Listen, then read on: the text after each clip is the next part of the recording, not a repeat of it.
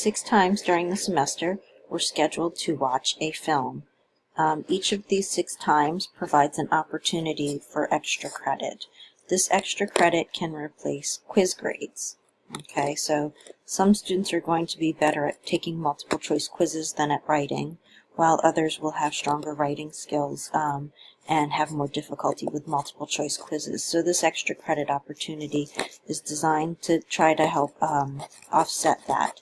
It's also there because sometimes someone may miss a quiz, even though you have an entire week and 2 chances to take it. Sometimes students do miss those quizzes, and in that event, you can write an essay for extra credit. These essays are listed in the main menu here under Extra Credit Reflection Essay. I've got a list of 3 do's and 3 do nots for writing your essays. Those are your guidelines for how to go about doing it.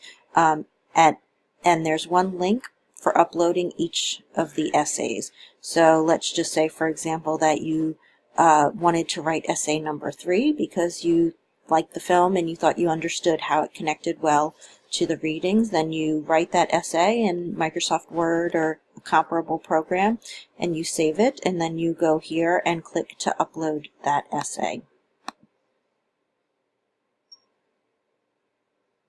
You can see that Blackboard has logged me out in the middle of this demonstration.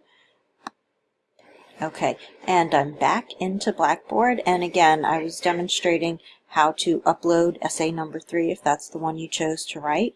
When you click the link, it shows you this, and I would like for you to attach the file, not write your submission into Blackboard, but attach that file.